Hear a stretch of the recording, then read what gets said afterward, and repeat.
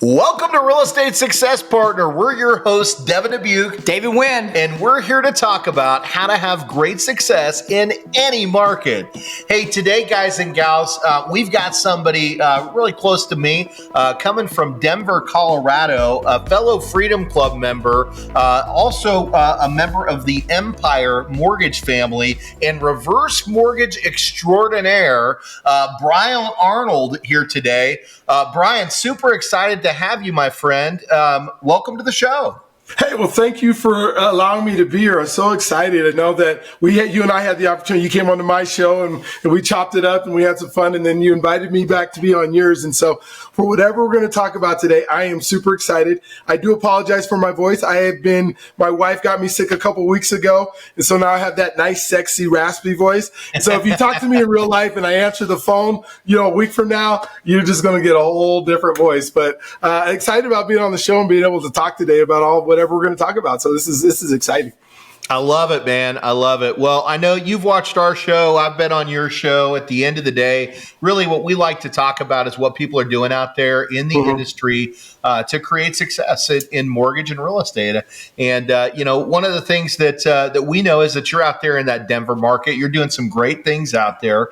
But we'd like to know a little bit about how you got there. I know who you are. David knows who you are. But let's let our audience get to know you a little bit, Brian. So are you originally from Denver? Or where are you from originally? Yeah, I'm actually was born, raised, went to high school here in Denver. We are in one of the few states that actually everybody asks each other, are you a native? Are you a native? Like this is this big deal to be a native of Colorado. I did leave I was on I got a track scholarship in right out of high school and went to Azusa Pacific University in Southern California. And I stayed out there for 25 years. Oh, and wow. so my children, we have 8 children. Our children were all born in California, but several of them came back about 12 years ago. And so 3 of them graduated in Colorado. The other 5 graduated in California. And so we have 13 grandkids now. So they're split up between California and here. But yeah, this is a beautiful place to be. I know everybody thinks about weed and everything else when you're here, but that's not that's not why people come to, well, I believe some people do come to Colorado. I think some people come there for that. Yeah. Hold on, let me check. There's so many other things to do. Yeah. So many other things to do. Hey, we're not we might have been the first, but we're not the only ones now. Now everybody, they don't have to come here if they're wanting to. That's right. Well, and it's just a beautiful state. I'm from Kansas originally, and I've obviously, since we're bordering neighbors, I've spent some time in Colorado. Love Denver, right there at the base of the mountains. And you've got so much to do in the city life. But if you just head north a little bit, or I guess you're more, it would be west, right? You're right up there in the mountains, and it's just absolutely stunning. Absolutely stunning. So you've got a beautiful amphitheater there as well with Red Rocks. So if somebody's trying to catch a show and wants to hear it the way naturally it should, right? It's a natural amphitheater, really cool place. Red Rocks is a great place for that too. But you breezed through it for a second. I'm glad you came back. So you said 8 kids. 13 grandkids. What does Christmas look like? We just came off the holidays, man. How did you survive? It is like forget the kids now, right? They're old enough, they hardly get anything. They're lucky if they get a gift card, right? It's all about the grandkids and being able to take care of them and making sure. And my wife has an embroidery business. I knew that. So the expectation is they get something with our name on it. We go by, we have a family crest. It's called the A-Tribe. And so like on our fifth wheel and on our car, it says A-Tribe everywhere. And so there's A-Tribe gear for, the last, I don't know how many years. My grandma grew up on a reservation in Oklahoma. And so, so I'm part Native American, part, African American. And so, it has just been fun with, having these kids. Our oldest grandchild is 12. Our youngest one is born in November. So there's this span, awesome. But we do everything we can to take care of the kids. We went to a family, do a family trip every other year. We were in San Diego this year. We went to a campground and then Legoland, and there were 33 of us at the campground. Man. That's what it looks like. When you just Hang on. Did y'all all wear the same shirts, Arnold? We do. They are they have the it's like a logo with a feather on it that says A-Tribe on it. So we have the shirts that we wear. Now we went to Hawaii about 5 years ago. And that was when we only had the kids and one grandkid at that time. So I was, I think 2016 or something, but 2 grandkids came out of Hawaii. So we came back. We have 2 grandkids wild. That were born within a week of each other. So that kind of just started this whole thing. And so we try to make sure. I am a big family person, as you can see. Awesome. And so we just, whatever we can get together. It's sad for me a little bit. I have to go to California a lot because I do have, like, my son works for Pixar. So he's never leaving Northern California because that's like the greatest job on the planet. Disneyland is free though. So when we get to, because he works for Pixar, we have these different trips with different grandkids to Disneyland. That's awesome. And so, but I got to go back and forth to California a lot, which I don't mind. We're looking at trying to get a house in Flagstaff, into Arizona, which has the exact same climate as here. So, but my wife, she's a California girl. And so she will not leave Colorado. She's like, this is the best place ever, and there's seasons, and this is, and I'm like, I could live anywhere. I would mind living in Texas. I have a cousin who's a sports broadcaster in Dallas. He's in the Mavericks games. If you ever go to a Mavericks game and you hear the announcer who's announcing the game from inside the stadium, he is the announcer there. And what's his name? His name is Brian.Arnold. Dude, he's a Dallas icon. He's only been around for 30, 40 years here. Like, you know exactly what do you want to know about your cousin? I love it. Yes, because he is. I almost went to SMU because of him. I went down he's there. He's a legend, man. He is Mr. Basketball player. Yeah, when he was on K104, he was, they had that #1 radio, that Breakfast Club show that was like #1 in the country for so long. And so he let me get on the radio, and I was doing stuff, and I was a broadcast major. And so it was between SMU, and then I ended up going to California to go to school. But yeah, me and my cousin, we hung for many, many years. He started out in Oklahoma as a teenage radio DJ, and then became the legend that he is. And I was watching that, what is that show that Michael Jordan's on that does his life? And it's on Netflix. Anyways, he's on that a few times in that show as one of the actual reporters that were there. So, well, I got to say something, Brian. So Pixar, sports broadcaster, success just runs in your family, which is exactly why we had you on the show. At the end of the day, you've got a great big family, 33 of you when you get together. I can't even imagine. And we've got to give your wife a plug here because I'm pretty sure those 33 shirts that you guys had, she probably made those, right? Yes, she did. She did. And everything else, and pajamas, and anything that could have little hats and logos on the back of our truck seats, and whatever it is she does, she's out there making it happen for sure. I love it. What is her business, by the way? Let's give her a quick plug on it's here. It's Just My Hobby. It's just ITESJUSTHOBBY. It's justmyhobby.com. If you go there, you'll be able to see everything that she has there. She does some phenomenal. She makes purses and quilts and just some phenomenal stuff. And I say the more talented person in the family. I can talk, right? But she can actually do stuff that people say, hey, this is great. I love this. Yeah. The things that she's been able to do are just phenomenal. Well, and I had the pleasure of meeting your wife the first time that I met you. We actually were in Puerto Rico when we had our introduction. In fact, I remember exactly where we were. We were at the Vanderbilt Hotel down in the lobby, getting ready to go out to dinner with Coach Rick. And that's where I met you and your wife. And we've been friends ever since. So I she's awesome, by the way. And her family's from Puerto Rico, so she was so excited to be there. Her grandma grew up there, and so we got to kind of see a little bit where her grandma grew up. And so that was her first time she'd actually been to Puerto Rico when we were there. Awesome. So it was a phenomenal trip, and the people that we got to meet and the success. You think success leaves clues. And the clues that we were able to get and meet and be, who we become is going to be who we hang out with, right? And that's why I enjoy every minute we get to spend with you or other people who are being successful, because if you don't have those right associations your life is a direct proportion of the people that you spend time with. And so, right.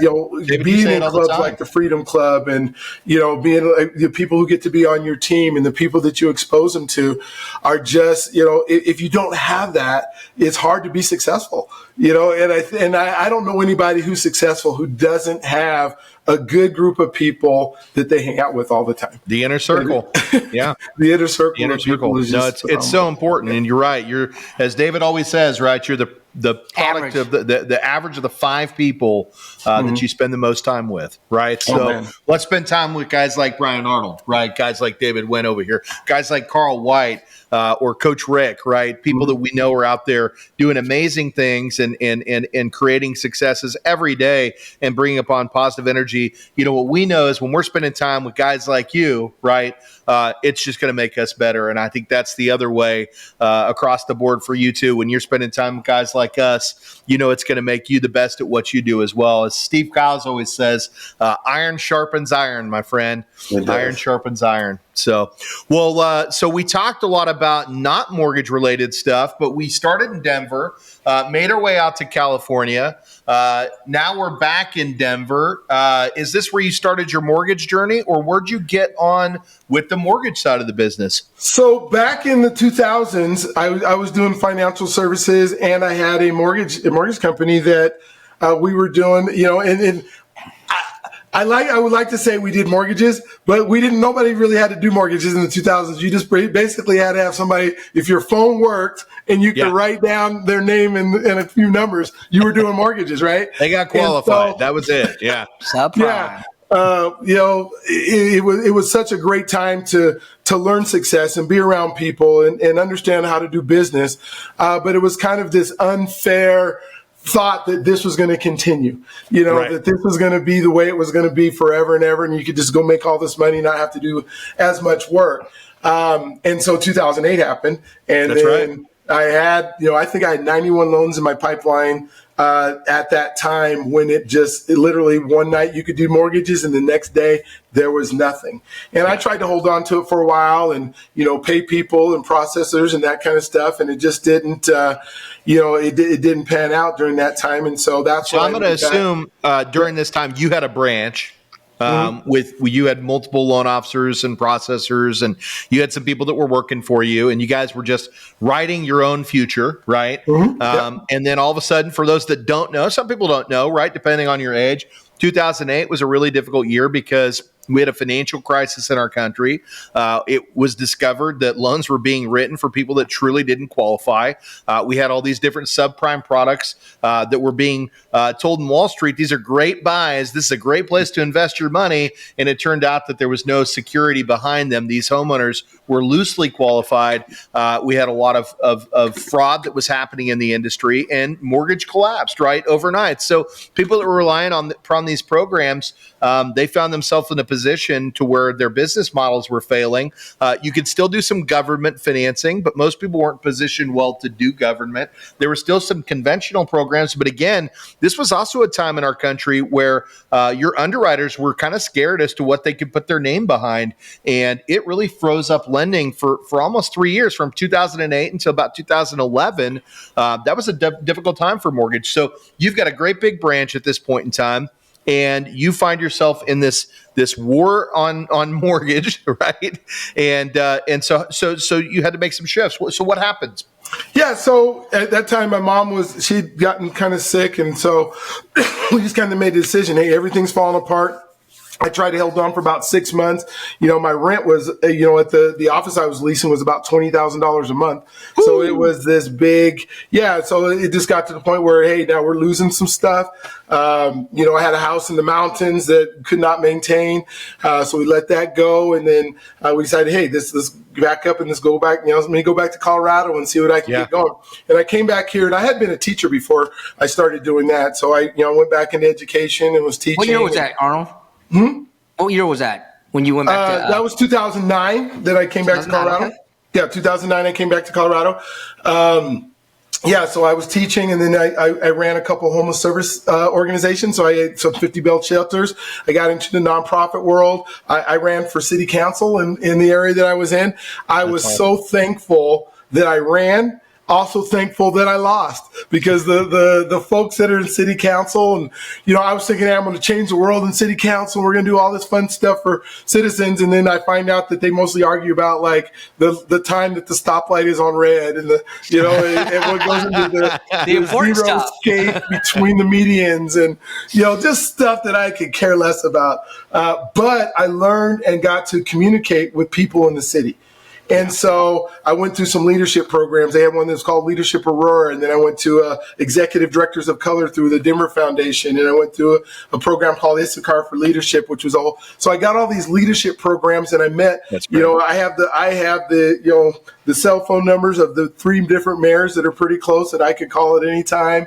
I know all the state house members, that kind of stuff. And so I'm able to move. They call me for a lot of questions and information. I was on the state housing board for a while. So a lot of stuff in the housing world with homeless services and that kind of stuff. But then just able to say, my wife said, hey, I know you like nonprofit, but we would like to eat some better meals. And so I said, there was a good time for me to transition, where this was in 2019 that I could transition. And we were doing a reverse.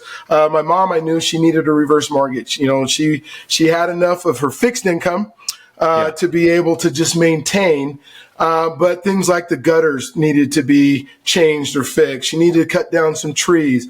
When people got sick in California, that were brothers and sisters where she grew up, she needed to go on trips. And there was no additional money. And her house is worth $500 and some thousand at the time. She owed $80,000 on it. Right. And she's going, I wish I could use some of this equity. And I said, there is a way. So I got online and I called the Tom Selleck commercial. And then they had an agent that came out. A really nice lady. Her name is Kathy Nickerson. And Kathy and myself went through my mom's reverse mortgage. And as she's doing it, my light bulb's going on. I remember this. And this is, I could do this. And I like seniors. Right. And so I literally that next day, as we're going through it, I said, how do I do what you're doing? And she says, oh, we'd love you to come on. We're hiring over at AAG, and if you're able to get licensed. So I went and met the branch manager over that was at the AAG office, and I said, hey, I want to do this. He said, well, I need you to get licensed, and then I'll get you going. And the faster you can get licensed, we can get going, and I'll be able to do some stuff with you, and I'll see what kind of guy you are. So 7 days later, I was licensed. Hey guys, it's Devin and David. We're your real estate success partners. Hey, if you're enjoying these podcasts and want us to keep bringing back this content, we truly appreciate you following us. But if you could go below and subscribe or make some comments, we'd truly appreciate it. And we'll keep bringing back great content in 2024. I did my classes, everything, and however many hours, got licensed. And then I said, you know what, I also want to bring some people of color on board, because I see there's a huge gap. We're not getting into some of these neighborhoods where and I'm thinking as a financial advisor, because I was that before, how do we start utilizing a reverse mortgage to really be able to help families, like generational wealth? And that's right. And so he says, yeah, you can do that. So I put an ad in the radio that said, hey, if you're a person of color and you want to break into the mortgage industry, and obviously this is before it all fell apart, right? Come see me. And so I had 180 people respond to that ad. Wow. And then so I told AG, hey, I'm getting ready to do this big thing, and I'm going to bring, maybe 10 to 15 of these 180 will be the right people, but we're getting ready to hire people. And they just said, yeah, we're not ready for what you said. I know we said we wanted you to do that, but we didn't really think you was going to do it. So, so I didn't last at AAG too long, because I got my feet wet and I started doing stuff. But yeah, they weren't ready for Brian. They weren't ready for what I was trying to do in the community and who I was interacting with. You're a giver. You've got a giving heart, right? You want to get out there and you want to do good things, and you want to help people find financial success and security. But the other thing, and if anybody's not listening, you're an action guy, right? Yeah. So at the end of the day, it's not just about the talk, right? The moment that you have a great idea, you take action on it, right?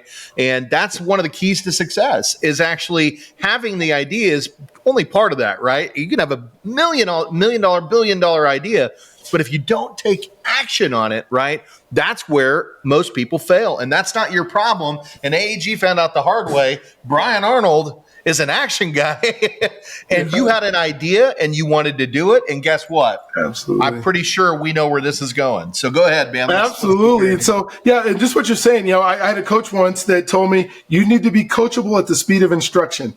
And I took that to heart. At the speed, you tell me to do it. I'm going to go do it. I'm going to do it. I'm going to come back. We'll refine it. We'll keep going. And I just think about like how many $1 million ideas are out there of people who said that was my idea. That was my idea. That was right. You see all these girls. I had that idea. Yeah, you didn't do nothing about it. So the other guy did, and now they're multimillionaires, and you're not. And I didn't want to get stuck in that. One of the things I found out, and right on early, I got with a lady who was in one of our areas that is a predominantly black area, and she had a house that's worth $650,000, and she says, I really want to do something for my grandkids. My kids are doing fine, but I want to do something for my grandkids. So we were able to take money out of that loan, out of her home equity. We did some fix up. We spent about $80,000 on fix up. Then we took $120,000 and we split it 3 ways. So $40,000, $40,000, $40,000, and that became down payments for her grandkids. And for them to be able to get houses. And we were talking about, wait, you're 72. By the time you're 92, they'll have had their houses for 20 years. How did the market work? What's that going to look like with their ability? What's that equity position? That they're going to have that they wouldn't have had if you die at 92 and then they sell your house and go pay off debt. Now you've controlled, from your family having 1 or 2 houses, now they have 5 or 6 houses.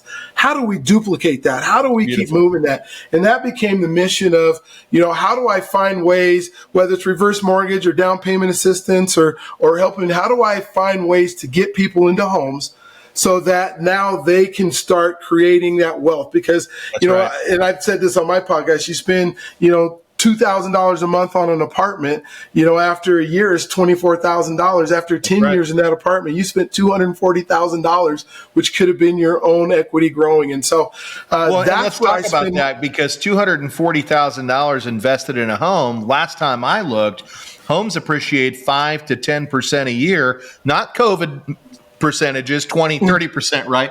But 5 to 10% a year. So you talk about that 10-year investment towards a mortgage. Not only is your $240,000 going directly to buying that balance down, but the equity position that you have in that home has inflated substantially. And that $240,000 could become $500,000 or even $750,000, right?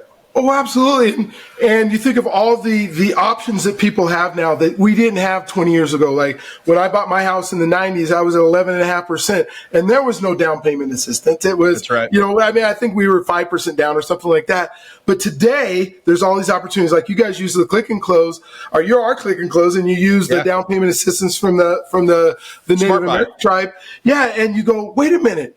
Almost everybody can have a house for almost cheaper than they can have an apartment. That's right. And so you start thinking about that. You go, oh, my Lord, why are you in an apartment, silly man or silly lady? And the reason is because you haven't been educated. So you're really not silly. Nobody sat down and told you that this is possible. Yeah. Right? You didn't grow up in that home that had, where mom and dad already owned a home, and, they kind of gave you that financial education that said, hey, home ownership is important. Like I'm doing a loan for a lady right now who, she's been living with her parents. She's in her 30s now, and her parents let her save all of her money. Didn't ask them for no rent or anything. So she's got $164,000 in the bank, and she's buying her first house and incredible scores, and mom hasn't asked for anything. That is not my typical borrower. That is not the people who live in the neighborhoods that I'm working in. That's great. But how do we get our communities to really understand that and that they can be a homeowner, right? Yeah, that they can be a homeowner, and they can be a homeowner with sometimes nothing out of pocket, right? They need to be prepared for the expenses of owning a home. They need to have a clear understanding. But if they're already living in an apartment, they're paying the rent for the apartments that they're living in, and they're concerned because they don't have down payment money. There's solutions for that. And simultaneously, now they can put the money they're putting into their apartment to work for them so they can gain financial equity and gain that financial freedom, right? Generational wealth, like we talked about. Brian, I want to touch on something, though. This is going a great direction, but I want to go back and touch on reverse mortgage real quick. It's your specialty, but I think a lot of people don't understand how reverses work. And I'm going to throw a couple things out there, and then I want your education on this as well. But one thing that we hear a lot of times, people go, well, I don't want to go into a reverse mortgage because at the end of the day, when I pass on, my house goes to the bank, right? And that's simply not the case, right? So let's just talk about this from an equity standpoint. And we'll just say in this situation, the consumer has a home that's worth $500,000, right? Mm-hmm. And at the time of the transaction, they've paid their home down to $100,000, right? So they're almost paid off. Most people would say, don't borrow against the house. You've almost paid this thing in full, right? But at the same time, most of these homeowners are in situations like the lady that you mentioned in the beginning, your mother, right, who only have enough money to meet ends. They can't have vacations. They can't go out and fix the repairs on the homes. They don't have the funds to do that, right? So if they go to a reverse mortgage company or to Brian, right, for a reverse mortgage, not only can they take out the funds to repair the home, right? But now they can actually take out funds to pay off the remainder of their debts, right? They could take out funds to put in assets that they can have to spend. But more importantly, there's no longer a mortgage payment. The benefit to the reverse mortgage is now, let's say they went from 100, it's worth 500, they borrow 150, they pay off debts, right? They repair the house. They put a little nest egg away so that they've got some funds. They still have $250,000 equity in the home at that point in time, right? Yes. So there's still equity, but now they don't make a mortgage payment every single month, right? And at the end of the day, now they've got some financial freedom so they can go out and enjoy their final years. Now, is their money going back to the principal balance? Absolutely. The interest that they're not paying towards the mortgage accumulates back to the balance of the home. But when you look at that over the remaining years that they have left, at the time that they pass, 90% of the time, there's still a substantial amount of equity that can be passed along to inheritance of families, right? And this is just one way to put that money to work for you. Is that pretty accurate, Brian? Is that You are so right on, and I want people to think of it as a financial tool. I'm working with a two sisters, and they just found out that their mom is probably terminal. She may have 9 to 12 months to live. Sorry to hear that. But you think, so they're trying to figure out, they're asking me, we're doing a living, I'm helping I do living trust, and we're helping put together. And I'm saying to them, they're going, well, we don't have the money to pay for all mom's expenses, her medical expenses, everything else that goes in there. Can we do a reverse mortgage? And I'm like, absolutely. If you think about it, her mom's house is worth $468,000. It's paid off. And they're trying to figure out, I said, we looked at it, we can take out about $200,000 right now. Right. So part of your inheritance can come out right now if you guys need to pay some of your own bills off. Because if you're paying, 24, 25%, you've been paying some of your mom's bills on credit cards at 23%. That's right. Let's take that money out and pay that off. Yeah. And then let's make it so that, your mom has enough in there to pay her electricity and her taxes and all that kind of stuff. So it's not coming out of your pocket. That's right. And so her quality of life stays, a little bit better because mom's not trying to figure out how to use the Social Security money that's not enough. And then the kid's life is better off. And at the end, that $200,000 that is still in equity, they sell the house, they pay it off. Or they sell the house, they get the rest of the $200,000 of that equity that's in there, and now they're doing really well instead of waiting for mom to die and incurring all this extra debt. That's just one example. Struggling. I had a gentleman who's his wife. I'm sorry, I have to drink a little bit. But his wife passed away, and they lived in the big house that they had all their kids and everything in. That's right. And it's worth $750,000. And this one guy's like, I can't afford all the taxes and everything on my Social Security. Yeah. So what we did is we said, if you don't care about living in this house, just know I want to sell it, and then I don't know where I'm going to go. I said, so why don't we do that? Let's sell it, but then let's take some of your money, not all of your money, and put it into a reverse mortgage on a fourplex. So he lived in one of the units of the fourplex, rented out the other 3 units at $2,500 a pop, and now he has a $7,500 a month influx coming in, plus he has no mortgage. And so he's brilliant. like super excited to be able to do that. And so what you were saying is exactly right, is you look at it as a financial tool, as a way to utilize. You made a great decision and you bought a house in the 70s, 80s, or whatever it was. Your house now has all this equity that's in it, and you're struggling. And there's absolutely no reason for somebody to struggle when they have all this equity in their house. Now, my mom was worried, like, well, I want to make sure you and your sister, have enough to be able, to get the equity, because that's my inheritance to you. I'm like, Mom, you come to our houses we're doing fine. Yeah. We are more concerned about you having quality of life, and you don't, and every now and then if you have to ask for money or that kind of stuff, we don't want you to have to do that, because we know, mentally what that's like. I have to ask my kids to help me. But no, she's got her equity line of credit now for $150,000 to do whatever she wants to do. She wants to go to California, visit her sister. She takes that $5,000 out. It comes to her bank account within 24 hours, and she goes to California and has it there. Her tree falls down. She calls the tree man. She doesn't call me, right? Because I don't have time to cut down a tree. I would love to help you, Mom, but I'm just going to hire somebody anyways, because I'm not cutting down a tree. I'm too old these days. I'm not cutting your grass. We'll hire a lawn guy, right? We'll let your house do that for you. So that's what I tell her. It's like, she goes, I want to do this project. Okay, we'll let your house pay for that project. Because you invested a great thing in your house. And let's talk about that real quick, because there is an end game here, right? At the end of the day, there is an ending, and people don't like to look at that. It's a little morbid, and I think that's why some people don't love to talk about reverse mortgage, but it's going to happen, right? Yeah. And what most people go, okay, well, you started, in my scenario, you had a $100,000 balance, house is worth $500, you took out $150,000 to do the things that you needed. There's still $250,000 remaining. Well, when I pass, does the bank just keep that $250,000? Yeah, no. So no, that $250,000 is in the equity in the house, and it is not the bank's house. It is always your house. As long as you're on deed, you have an agreement with the bank that you're going to pay a certain amount of money for that house, but they're going to pay them back because they loaned you the money. But that agreement doesn't say who owns it. They have to go through a process that says, hey, because you didn't pay, we have to demand you use your collateral for your house. Because you use the collateral, then we can take the house. That's the only way they can do it. It is, and if they have it in their will and their trust that it goes to the kids get the house. Now they have to decide, hey, they might want us to live in the house and remortgage it. And they can live in the house. And now they don't have to buy it for whatever it's worth. They just have to remortgage it for whatever the payoff is. Because it's their house. They just have to make sure that the bank is happy with that payoff. So the family member passes, house is worth $500. The bank owes, they owe the bank $250. There's $250,000 in equity. But let's talk about that too, because what happens with homes every single year?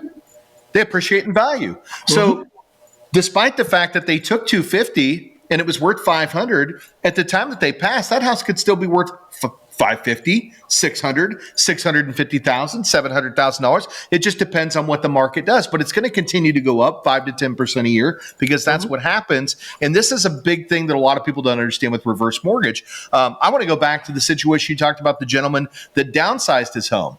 So again, a lot of people, when they get in their older age, they say, hey, I don't need all this square footage. I don't need 5,000 square foot. This is way too big for a single person. And now it's time to downsize. And so they go, well, I can get $750 for my house, and I'm going to take that $750 and I'm going to move to this other part of the country where homes are actually more expensive. Right. So to get a smaller home, it's going to cost me $600,000. That wipes out almost all my cash. But with a reverse mortgage purchase, they don't have to do that. Now they can take the $750 that they got from their home. They can find the perfect home for them and put about 50% of that, or sometimes, what is it, maybe even a little less? Is it a little less depending on their age? It's all based on age. Depending on their age, exactly. Purchase the home that they actually want, keep the remaining of their funds in their liquid assets, and they can invest those assets, which is also going to help them to gain equity while the home is appreciating in value, right? So I think the reverse mortgage vessel is something a lot of people don't look at as a great opportunity. But when you talk to somebody like Brian.Arnold, who is doing this thing for all the right reasons, to provide great education, right? To help build generational wealth, to help people find the right plan for their family member when they get to that point. And it's we're getting up in age, and it's time to start thinking about what's going to happen after, right? Brian's going to be able to give them those answers because he's an expert in this side of the industry, right? Yeah, and even, wealthy people are starting to figure this out. Financial planners are starting to figure this out. You can go up to $4 million of property value on one of these. I have a guy who's got a $3 million house, and he's wanting to, he doesn't have this, his income fluctuates. He does something with satellites or something like that where he buys the internet time. But he's going to take $1 million out of equity in his house, on the reverse mortgage, not have to make an payment, and invest it in his satellite business. And he says, well, I'm going to pay that off, because you can pay off your reverse anytime you want, or That's right. pay it down. So now he has an equity line of credit, which is like a credit card, right? But, that credit card that he has, he doesn't have to make any payments on. So he can go take $1 million out, wait a year, do whatever he's got to do with his business, pay that all back off, and then now he still has another $1 million of equity to go back and use again, and can do it over and over and over again as a way of using other people's money, but he's using his own house equity. So it's not really other people's, his own house equity to fund projects that are going to make. So let's say the interest rate is at 9% on the where he borrowed, he's borrowing the money at for us, but he's making 40 or 50% on the money that he's investing. It's like, wait a minute. It's I'm amazing. utilizing, this. I guess the sad part is you have to be 62, right? That's right. All us young bucks got to wait. Yeah. Could you imagine if we all got a hold of some of this stuff that is 100%. available? But it's I know I'll available. be using a reverse when I can, right? Because it only makes sense if you understand how to use it properly to take your mortgage and turn it as a vessel, right? Combined with reverse mortgage for financial investing, right? I think it's an amazing thing, Brian. Well, brother, I would love to keep you here all day. And I would love to as stay. you know, we got to end these things at some point in time. What did we not touch on today that we should have covered? I think the biggest thing is just, when I said before, success leaves clues. And if you are wanting to be, and if you're watching this because you're thinking about what is it I need to do to be successful, or what is it that I need to do?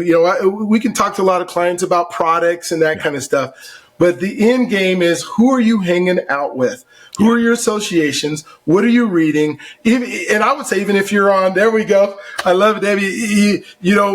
Even if if you're watching podcasts instead of the drama that's on TV, or you're watching YouTube videos of people who have done stuff before, that's hanging out with people. That's the things that you're putting in your mind, the information you're putting in your mind, because there is so much ability in this country to change your situation and change it quickly. And so home ownership is number one. If you don't have a home, let these guys help you get a home. Or if you need a reverse, you can call me. But whatever you can do to get around the right amount of people as often as you can. I know we talked about a little bit, but it's just so important when we talk about success and those clues that success is leaving. I have a friend who just wrote a book called The Power of One, Power of Doing One More. His name's Ed Milet. It's a great book. I don't know why I'm plugging him right now. I mean, he was a mentor and a coach to me back in the 2000s when I needed it in a big way. I spent time with his family. I spent time, and now he's multimillionaire with all these planes. But he wrote a book, and on The Power of One, he says, just do one more. So he says, if you're in the gym and you want to get fit, you do one more rep. If you're making phone calls and trying to, you wanted to make 100 phone calls a day, you make 101. You do whatever it is, just a little bit more. And those things add up. And when those things add up, your life changes. And you have that ability right now to change your life. And you have people who want to help you. And so I say on the end of my podcast is, you can do this, you deserve this, and let us help you. And so however you're matched up and whatever you're doing, listen to this. And if you're sitting at home saying, hey, I don't know if I can do this, I promise you, whatever it is you can, and get with the people that you see on an everyday basis. And that's what I left in with, because that's what I think is more important, is how do we move people forward in their journey so that they can be successful. That's beautiful, man. That's beautiful. Well, you're pulling at my heartstrings with that one. So I appreciate you leaving us with that great message, brother. Brian, when the people out there want to find you, and they definitely do, how do they locate Brian.Arnold? Hey, there's a great way. You can go to Brian.Arnold.com, everything's there, Brian.Arnold.com. My phone number is 720-287-1588. That's 720-287-1588. Email is Brian.Arnold@empirefi.com. But if you go to Brian.Arnold, you'll be able to find it there. I would love to talk to you. And here's the same thing like I told the ladies that I was telling you about, that their mom is. I spent an hour and a half on the phone just walking them through different things that they could do as options. Like I said, well, if you guys need to pay for this, you could sell your mom's car. She's probably not going to drive anymore. You could, little things, just trying to pull out ways that can help them.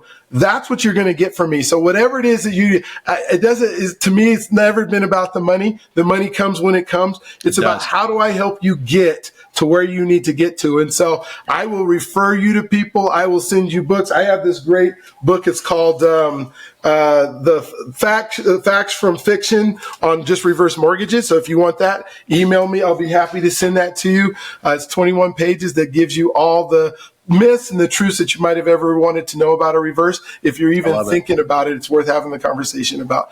And call these guys. When I tell you success leaves clues, call these guys. I'll say one more time, call these guys because they will help you get to where you want to go. So thank you for having me on today. It's been just phenomenal fun. I love doing this whenever I can. And hopefully if it's just one person that we help today, it made a difference in somebody's life. So that's it. No, you're 100%. And Brian, thank you for being on here. And guys, if you're looking for somebody who's going to guide you through with an honest answer that truly cares about the people he works with, that's going to take the time to give you the right answers, right? Not the answer that's going to put the most money in his pocket, the answer that's going to put the most money in your pocket and lead your family to success. You're going to want to reach out to Brian. He's a great guy. And that's why we wanted to have you on today, brother. Thank you so much for being here today. And thank you for being you, my man. Seriously, I knew there was something special about you when I met you at Puerto Rico. And, here we are a little over a year later, man, and we've built a great friendship. So great to see you today, my friend. Yeah, I can't wait to see you guys. Can't wait to come down to Texas again and just hang out with you guys. Let's go. I'm excited about it. Yes, absolutely. David, anything you'd like to say before we wrap up today? No, I learned something today, Brian, being in the business as long as I have, and you educated me on reverse mortgages. I think we have to name this podcast Reverse Mortgage Expert. That's it. I mean, the ability to pull money out like that and then to leverage that money is amazing. Brilliant. It's brilliant. It's brilliant. I can tell you our audience is going to be tuned into this podcast for sure. Good. Yeah, it's a good one. So whatever we do to help. Absolutely. Well, guys, we're your real estate success partners. I'm Devin Dubuc. I'm David Wynn. And if you want to check us out, you can go to realestatesuccesspartner.com. Again, that's realestatesuccesspartner.com. Or you can come over to the Dubuc team. That's our website. That's our YouTube. That's our Facebook and IG account. And, comment below if you want us to answer some questions. We'd love to answer for you. We'd love it if you'd do a review. And we'd love you to subscribe. So thank you so much for tuning in. Until the next one, we will see you then. Bye, guys.